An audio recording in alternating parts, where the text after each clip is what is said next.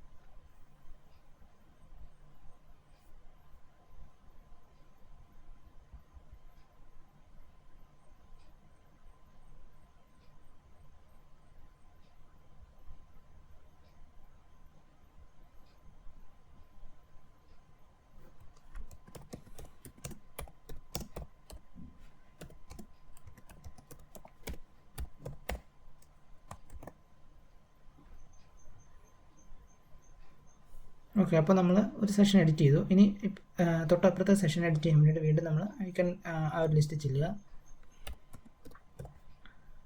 അത് വീണ്ടും ക്ലിക്ക് ചെയ്ത് അങ്ങോട്ട് ഡ്രോപ്പ് ചെയ്ത് കഴിഞ്ഞാൽ നമുക്കതും വരും.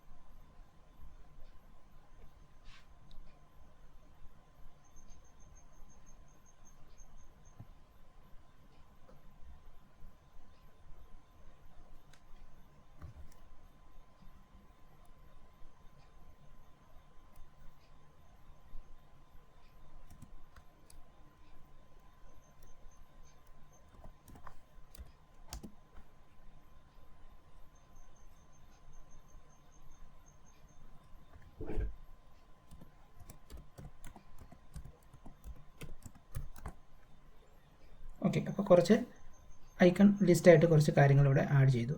ഇതെല്ലാം ആഡ് ചെയ്തതിന് ശേഷം ഇവിടെ അപ്ഡേറ്റ് എന്ന് പറയുന്നൊരു ഓപ്ഷൻ ഉണ്ട്. എല്ലാം ചെയ്തതിന് ശേഷം അപ്ഡേറ്റ് ചെയ്തതാണ്, എങ്കിൽ മാത്രമേ അത് സേവ് ആകത്തുള്ളൂ. ഓക്കെ, അപ്പോൾ നമ്മളത് അപ്ഡേറ്റ് ചെയ്ത് കൊടുത്തു. സോ ഇങ്ങനെ നമുക്ക് ലിസ്റ്റുകൾ ആഡ് ചെയ്തുകൊണ്ട് ഒരു ഹോം പേജുകൾ മാക്സിമം നമുക്ക് അത് അട്രാക്റ്റീവ് ആക്കി എടുക്കാൻ സാധിക്കും. ഇനി ഇവിടുത്തെ ഈ ഒരു സെക്ഷനിൽ നമുക്ക് വീണ്ടും എഡിറ്റ് ചെയ്ത്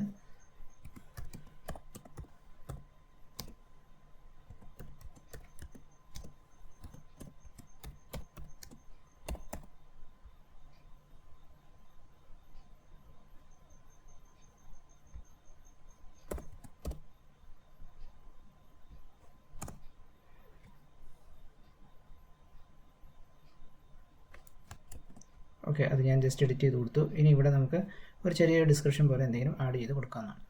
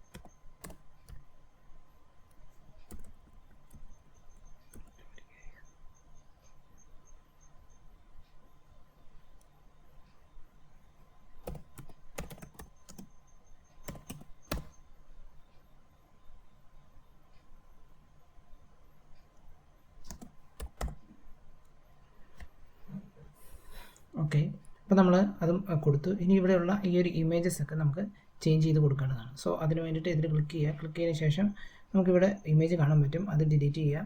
അതുപോലെ ഓരോ ഇമേജ് എടുത്തതിന് ശേഷം അത് ഡിലീറ്റ് ചെയ്ത് കളഞ്ഞ് അത് നമ്മളിവിടുന്ന് കംപ്ലീറ്റ് ഇത് റിമൂവ് ചെയ്ത് കളയേണ്ടതാണ്.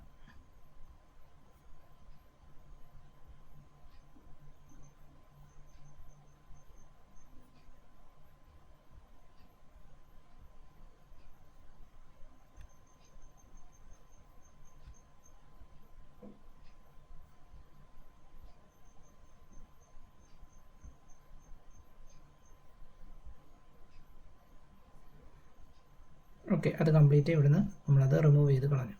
സോ ഇങ്ങനെയാണ് നമ്മളൊരു വെബ്സൈറ്റിൻ്റെ ഒരു ടെംപ്ലേറ്റ് എഡിറ്റ് ചെയ്ത് ഒരു വെബ്സൈറ്റിൻ്റെ ഒരു സ്ട്രക്ചറിലേക്ക് ആക്കുന്നത്. സോ ഇനി ഇതിനകത്ത് ഇമ്പോർട്ടൻ്റ് ആയിട്ട് വരുന്ന ഒരു കാര്യമാണ്, നമുക്കൊരു ഫോം സബ്മിറ്റ് ചെയ്യണം. അതുപോലെ ഹെഡിങ് നമുക്ക് എഡിറ്റ് ചെയ്യണം. ഹെഡർ എഡിറ്റ് ചെയ്യണം. പിന്നെ ഫുഡറിനകത്ത് കുറച്ച് ഇത് വരുന്നുണ്ട്. സോ ഇതെല്ലാം നമുക്ക് എഡിറ്റ് ചെയ്യണം.